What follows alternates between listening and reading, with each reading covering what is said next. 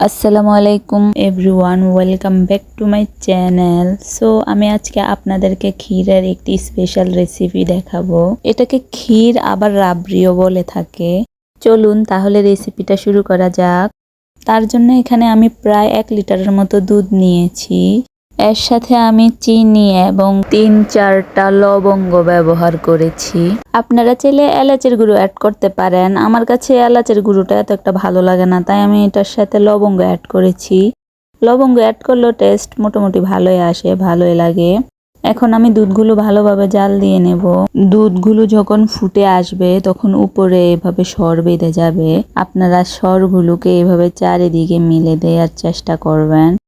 সরগুলোকে এভাবে উপরে উঠিয়ে পরবর্তীতে যদি অ্যাড করেন তাহলে এই রাবড়ি বা খিরসাটা খেতে অনেক ভালো লাগবে। এটাকে বেশিরভাগ জালিদার খিরসা বলে।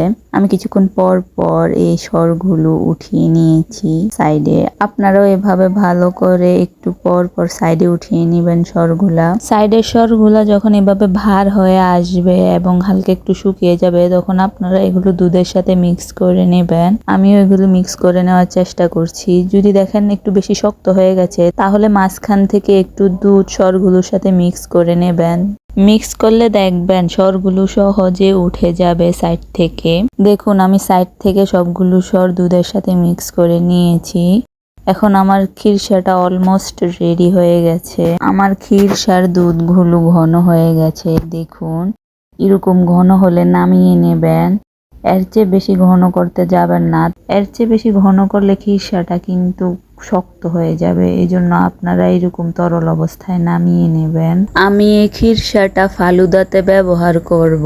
আপনারা যারা যারা ফালুদার রেসিপি দেখতে চান তারা আমার এই খিরসার ভিডিওর ডেসক্রিপশন বক্সের ভিতরে ফালুদার রেসিপির লিঙ্কটা দেওয়া থাকবে, ওখান থেকে আপনারা দেখে আসবেন। সো আমার খিরসার রেসিপি শেষ হয়ে গেছে। আমার খিরসা এখন রেডি, আপনারা দেখতে পারছেন।